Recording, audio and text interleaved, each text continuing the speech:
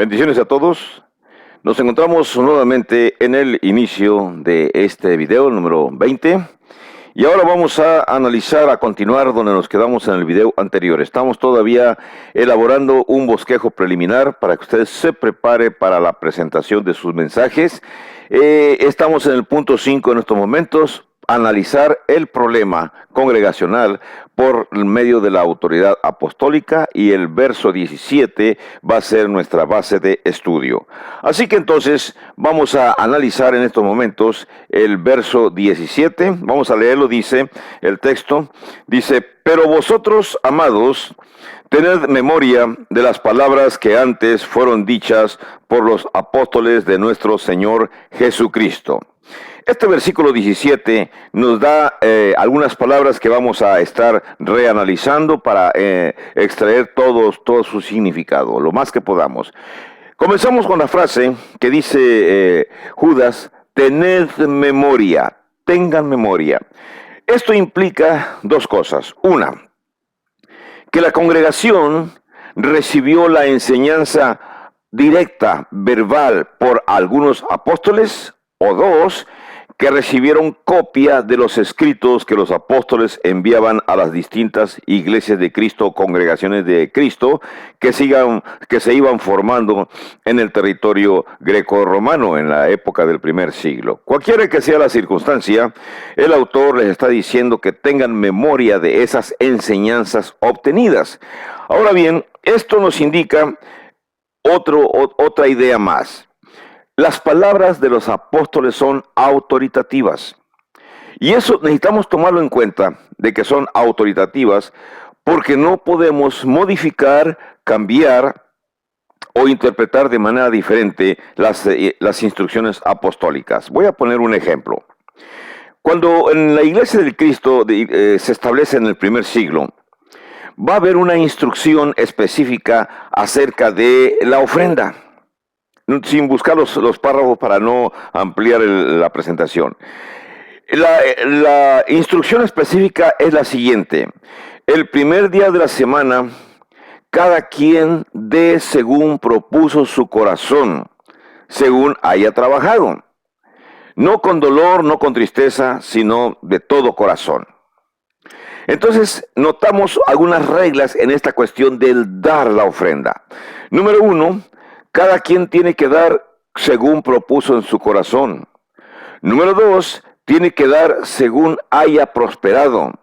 Número 3, tiene que ser únicamente el primer día de la semana, que es el domingo. La Iglesia de Cristo obedece esta norma, esta regla. Pero estoy seguro que usted conoce algunas personas religiosas que tienen instrucciones diferentes. Las instrucciones que les dan es, les entregan un sobre: te doy este sobre y ya sé cuánto ganas por la semana, así que quiero que me traigas el diezmo al alfolí. O si no, si cosechan, los miembros son cosechadores, son agricultores, va la persona que los dirige y le dice: bueno, ¿sabes qué? Vengo a recoger las primicias de tu cosecha. Y entonces entregan a veces el pequeño marranito recién salido de la marrana, o el primer becerro de la vaca, o el primer costal de la fruta de la cosecha, o qué sé yo. Pero están haciendo un mal uso de estas instrucciones, porque el Señor en el Nuevo Testamento y con las palabras de los apóstoles no ordenó de esa manera. Cuando dialogamos con personas acerca de esto, inmediatamente nos sacan la información antiguo testamentaria acerca de que se dio instrucción para que se diera el diezmo, se dio instrucción para que las ofrendas se dieran, se dio instrucción para que las primicias se dieran, pero eso es todo lo que enseñan, y que el alfolí tiene que estar lleno. En realidad necesitamos un estudio un poco más adecuado acerca de las contribuciones en el Antiguo Testamento. Las contribuciones en el Antiguo Testamento fueron ordenadas con el propósito de que se mantuvieran los encargados de la predicación de la palabra de Dios o del judaísmo. Y los encargados eran los sacerdotes levitas. los cuales normalmente se distribuían en ejidos, en un ejido especial alrededor o a las afueras de Jerusalén, en donde ellos podían estar viviendo cómodamente, y al templo de Jerusalén, de lo que se llevaba, los levitas tenían derecho de obtener los recursos para sobrevivir. Los levitas se distribuían por mes sus servicios en el templo, servicios de barrer, servicios de limpiar, de pintar, servicios de sacrificar, servicios de recortar la carne, prepararla y ofrecerla y quemarla en el altar del sacrificio. Así que eran los servicios que los levitas ofrecían, además de ofrecer el servicio de la instrucción religiosa. Así que fue dada orden por Dios en el Antiguo Testamento que los levitas debían de vivir de esa manera. Pero ya en el Nuevo Testamento, los que enseñan tienen otras normas, tienen otras instrucciones acerca de cómo deben de vivir. Es correcto ofrendar, pero ofrendar de acuerdo a las normas que los apóstoles han dejado. Como en estos momentos mi presentación no está dirigiéndose a cómo se debe de ofrendar, solo lo menciono para recordar que hay personas que entonces no le dan a los apóstoles la autoridad que corresponde. Y Judas está diciendo, cuando dice tengan memoria, está diciendo prácticamente que las palabras dichas por los apóstoles son autoritativas, tienen autoridad y deben de respetarse. Si personas de esa época no respetaban la autoridad de los apóstoles y en esta época tampoco lo hacen, entonces estos grupos religiosos no son la iglesia de Cristo. Lo hemos repetido varias veces, pero queremos que usted lo analice por sí mismo, que es el punto principal. Ahora bien, otro punto importante que tenemos aquí en mi pizarrón es lo siguiente. Los apóstoles conocieron las distintas fases de la historia. Cuando los apóstoles comienzan a enseñar, cuando los apóstoles son instruidos por Jesucristo, los apóstoles tenemos que entender que recibieron, aparte del conocimiento especial que el Espíritu Santo les va a proporcionar, aparte del conocimiento que nuestro Señor Jesucristo les va a dar durante los 3 años, es necesario que entendamos que la gran mayoría de los judíos recibían enseñanzas, ya en la época del Nuevo Testamento, en las sinagogas. Las sinagogas eran las instituciones educativas que habían surgido durante el periodo intertestamentario. Para cuando nuestro Señor Jesús se presenta ya en el mundo para presentar su proyecto del Evangelio, del plan de salvación, las sinagogas ya estaban en existencia. Quiere decir que en Jerusalén y en las ciudades más importantes y posiblemente en pueblos también pequeños, debió de haber existido pequeñas escuelas bíblicas, sinagogas, donde los judíos se reunían para poder estudiar las Sagradas Escrituras. En Jerusalén debió de haber abundancia de estas sinagogas, pero también en la diáspora. Diáspora es una palabra que se refiere a el grupo de judíos que vivían en otras partes de Israel, no precisamente en Israel, sino que aquellos que habían sido deportados tiempo atrás y que no habían regresado.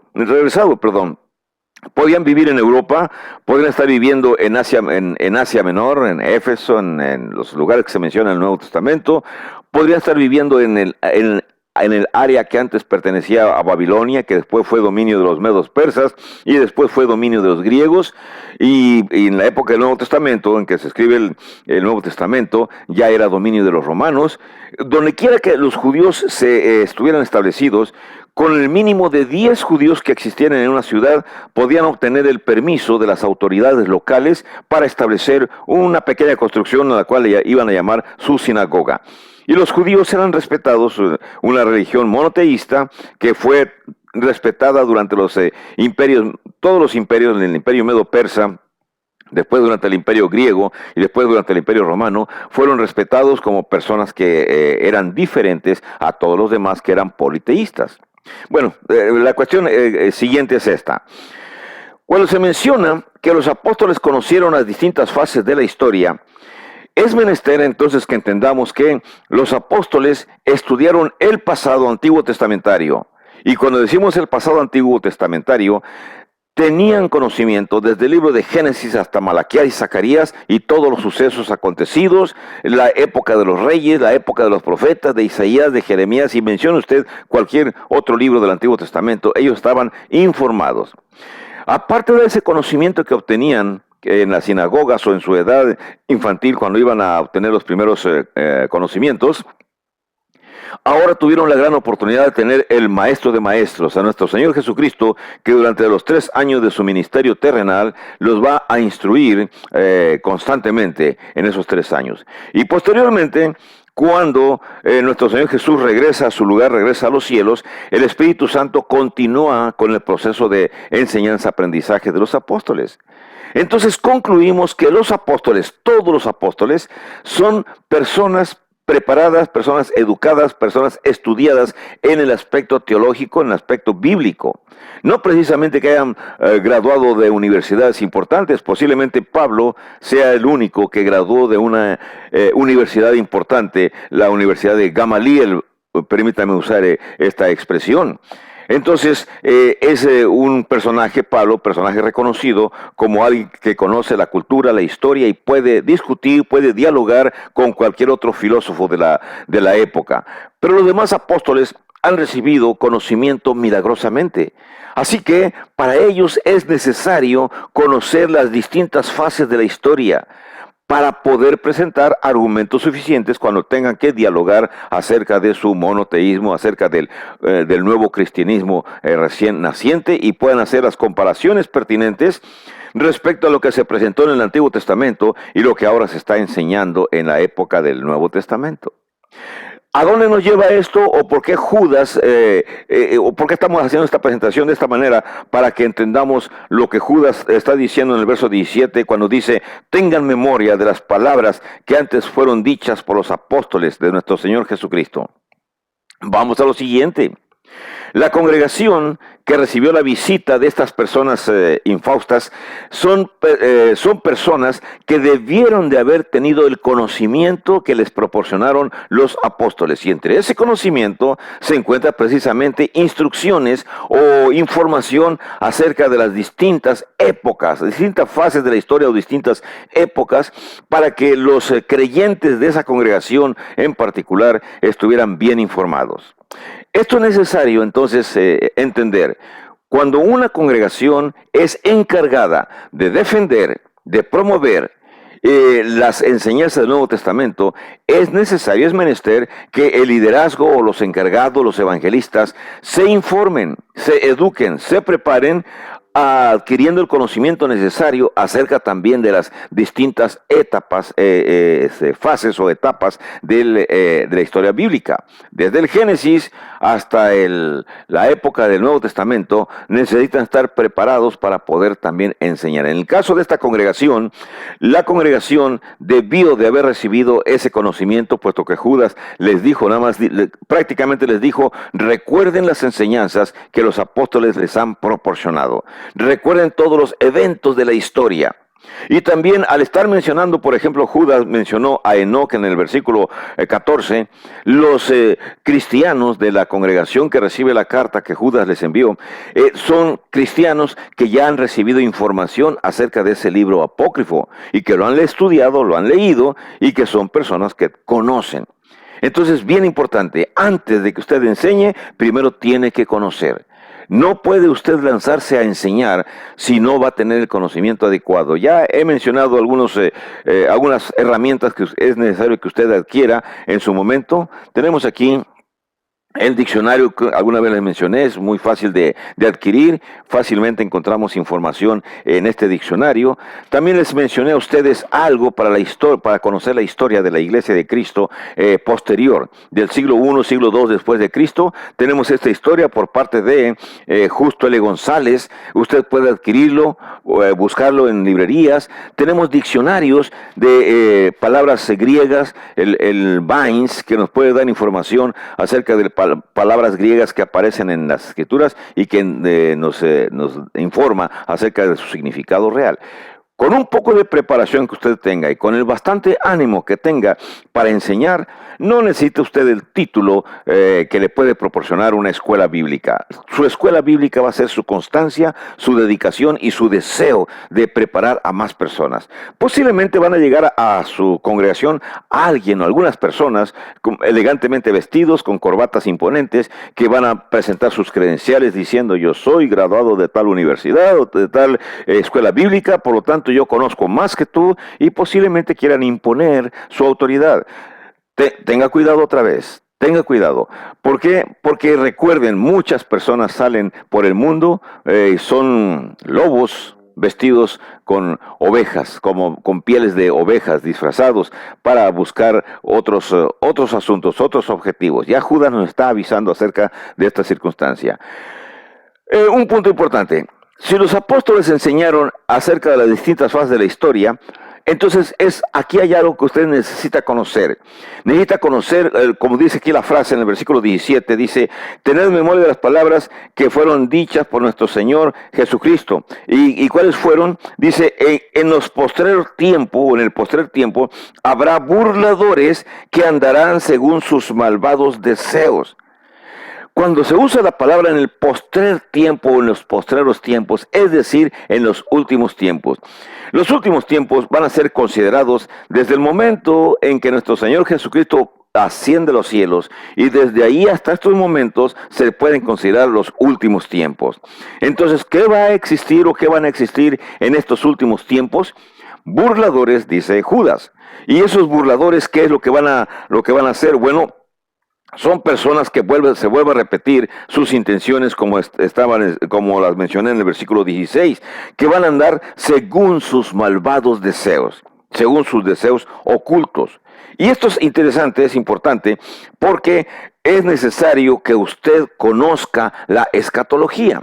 En los últimos tiempos, lo que ha acontecido y qué cosa es la escatología. Bueno, en nuestro diccionario precisamente vamos a hacer uso de él para poder leerles a ustedes un poco acerca de lo que es la escatología. Simplemente toma usted su diccionario, busca la información acerca de lo que es la escatología y lo leemos, y usted va a tener idea de qué cosa es, qué significa esta palabra, sin que nada más se le explique. Déjenme decir lo que dicen los autores acerca de este libro, Samuel Vila y Santiago Squine, acerca de la escatología. Escatología: la doctrina de las últimas cosas. Trata tanto del futuro del individuo como de los destinos eternos de la humanidad, así como en general del desarrollo del plan profético de Dios a través de la historia. El foco de interés se halla en el establecimiento del rey de un reino de Dios. Habiendo fracasado el primer Adán como cabeza de la creación en mantenerse él mismo sometido a Dios, Satanás viene a ser el Dios de este mundo.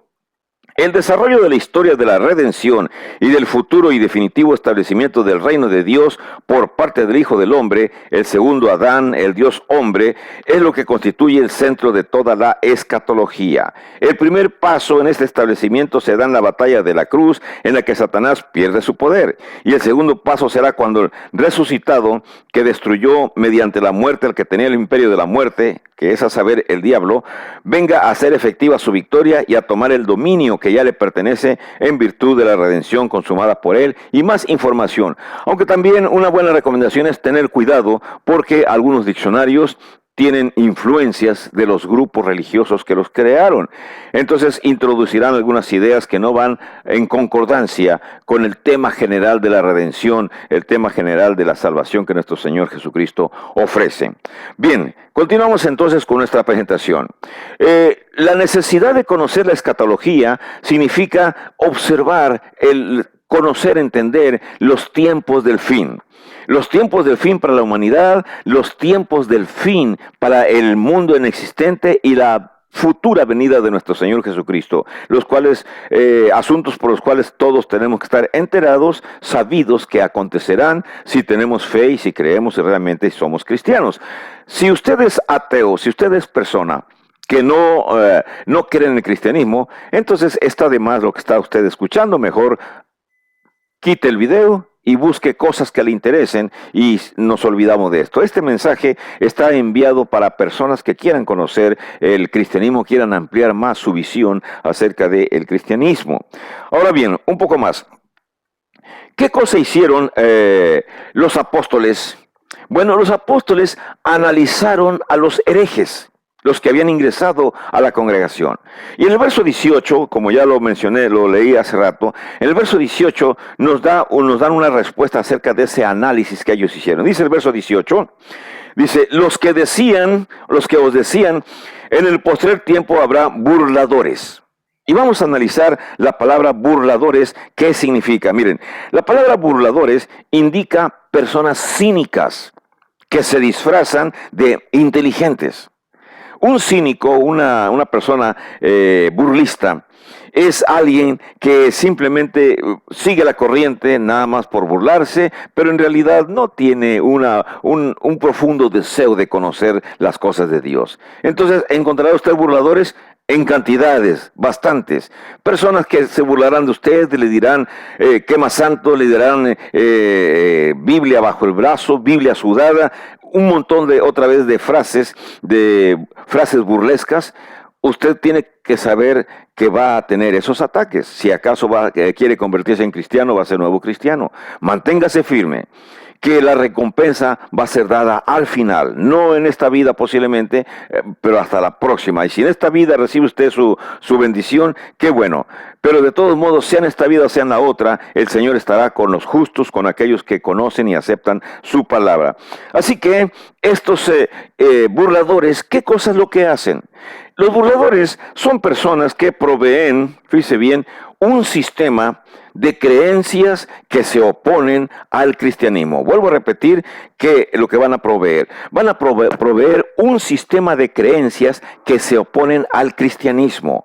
¿Cómo que se oponen al cristianismo? Sí, significa que las ideas que ellos tienen son diferentes, son metodologías de aprendizaje diferentes. Entonces, déjeme escribir aquí lo que van a proveer. Proveerán un sistema de ideas diferentes al cristianismo. Y cuando decimos sistema de ideas diferentes al cristianismo, otras que al cristianismo, son frases que indican que vienen preparados con el deseo, con el intento de violar los preceptos bíblicos, de deshacerse de las enseñanzas que usted ha adquirido. ¿Cuáles son las ideas que presentan oposición al cristianismo? Pueden haber muchas ideas. Déjeme explicar, por ejemplo, el socialismo, el comunismo, ideas que mencionó Darwin, acerca de que Dios no existe y que realmente la raza humana procede de una evolución constante desde la célula hasta estos momentos. Cosa que la Biblia contradice, porque la Biblia nos dice simplemente que el ser humano fue creado del polvo y que Dios le insufló vida, le insufló el espíritu. ¿Qué es lo que logran hacer estas personas con estas enseñanzas? Bueno, simplemente lo que hacen es cambian la base de la autoridad espiritual. ¿Cómo que cambian la base de la autoridad espiritual? Sí, le quitan autoridad a las escrituras, cambian la base de autoridad espiritual. Y simplemente la autoridad que ellos van a imponer es diferente a la autoridad que ya ha sido expresada por Judas en su carta. Si cambian la base de la autoridad espiritual, entonces, ¿qué cosa es lo que hacen? Bueno, prometen o proporcionan una autoridad diferente. Entonces simplemente es un cambio. Si ellos cambian la base de autoridad espiritual, entonces ¿qué van a hacer? A fuerza, por necesidad, se requiere una autoridad. Van a proporcionar una autoridad diferente. Proporcionan autoridad diferente. En palabras llanas, le voy a explicar a usted, le voy a decir cómo se puede proporcionar una autoridad diferente. La autoridad diferente es la siguiente. Quiten a ese, porque ya está viejo y no sirve, o sus enseñanzas son obsoletas, y pónganme a mí porque yo conozco más que él. Y es cuando entonces promueven las divisiones, las separaciones, cuando promueven una autoridad diferente. Dicen, no, no tiene autoridad, la persona que le está enseñando no tiene autoridad, pero yo sí la tengo. Por lo tanto, vénganse conmigo. Y entonces se forman grupos diferentes. Hay historias grandes de muchos sucesos de división que han acontecido en el mundo entero y que han seguido esta trágica secuencia. Personas que eliminan la autoridad bíblica y simplemente imponen su autoridad personal. Ahora, ¿qué nos está diciendo Judas con esto? Bueno, simplemente que al rechazar la autoridad apostólica, son personas que entran en el grupo precisamente de aquellos que ingresaron subrepticiamente a la congregación para producir disturbios, para producir problemas. ¿Qué clase de autoridad van a tener estas personas? Déjenme escribir aquí la clase de autoridad que van a tener. Van a tener una autoridad que le vamos a llamar antirrevelacional. Cuando decimos la palabra antirrevelacional, significa que está en contra de la revelación. Antirrevelacional. Antirrevelacional. Ok. Es una autoridad que va en contra de la revelación de Dios, en contra de las Sagradas Escrituras, en contra de la palabra de Dios, y dicen que su autoridad es mucho más importante que lo que dice la Biblia. ¿Conoce usted grupos religiosos cuya autoridad se basa en otras cosas, no en la Biblia? Por supuesto, sin necesidad de mencionar nombres, han surgido cantidad inmensa, cientos, si no digo miles, de grupos cuya autoridad la basan en lo que dice ya sea el fundador del grupo, ya sea en los líderes más importantes, los filósofos más importantes, los que han escrito las doctrinas, los decretos de su grupo, y entonces las gentes dicen, no, yo no creo lo que dice la Biblia, yo creo lo que dice mi pastor. Son las frases que utilizan. Y automáticamente entonces están aceptando una autoridad antirrevelación, antibíblica, anticristiana. E incluso se vale la pena utilizar la palabra antibíblico o antibíblica, porque toda autoridad, toda persona, todo religioso que no acepta la Biblia así como es, entonces su autoridad es antibíblica, antirrevelacional, no acepta la revelación bíblica como palabra de Dios. Son prácticamente le vamos a llamar liberalismo clásico. Liberalismo clásico. Como si dijéramos que son, para no usar la palabra grupos sectarios, simplemente son liberales totales, completos. Déjenme usar nada más una sola frase. Digamos las doctrinas de José Smith. Las doctrinas de José Smith, que han sido impuestas y que millones de personas las aceptan, están en abierta contraposición contra la Biblia. Rechazan automáticamente la autoridad bíblica y obligan a sus gentes mediante lavados de cerebro para que acepten la autoridad que José Smith les ha dejado en sus libros. ¿Qué acerca de la torre del vigía, de la Watchtower? Lo mismo. Estas personas, lo sentimos bastante, son muy trabajadoras, muy activas, pero han seguido una autoridad que es antibíblica, antirrevelacional, y están practicando un liberalismo clásico, total, completo. Lo que digan sus líderes, esas son las reglas, esas son las normas, y los líderes aprovechan la ignorancia de las personas para poder esparcir sus doctrinas. ¿Por qué decimos esto? Bueno, miren lo que dice el versículo 18. Andarán según sus malvados deseos. Si el texto dice que andarán según sus malvados deseos, en este punto, fíjense bien, no creo que se trate de los deseos carnales. No se refiere a ese. Se refiere a otro tipo de deseos, los deseos de poder, los deseos de dominación, los deseos de ser alguien importante, los deseos de ser reconocido, el orgullo personal, la satisfacción personal. Hablamos entonces acerca de deseos de ser alguien importante, ser alguien que sea reconocido. Entonces, ¿qué cosa van a enseñar ellos? Van a enseñar normas, van a enseñar reglas. Déjenme poner aquí la palabra normas, la palabra reglas, la palabra estatutos, para que ustedes los tomen en consideración. Reglas estatutos que ellos consideran que son adecuados y les van a decir a la gente que están guiando, quiero que ustedes acepten estas leyes, porque estas leyes son más importantes que lo que dice la Biblia.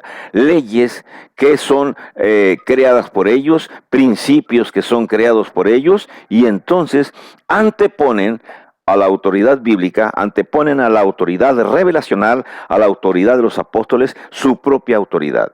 Y así usted tendrá libros de doctrinas, libros de decretos, libros de estatutos, libros de normas que tienen que obedecer las personas que siguen a estos grupos.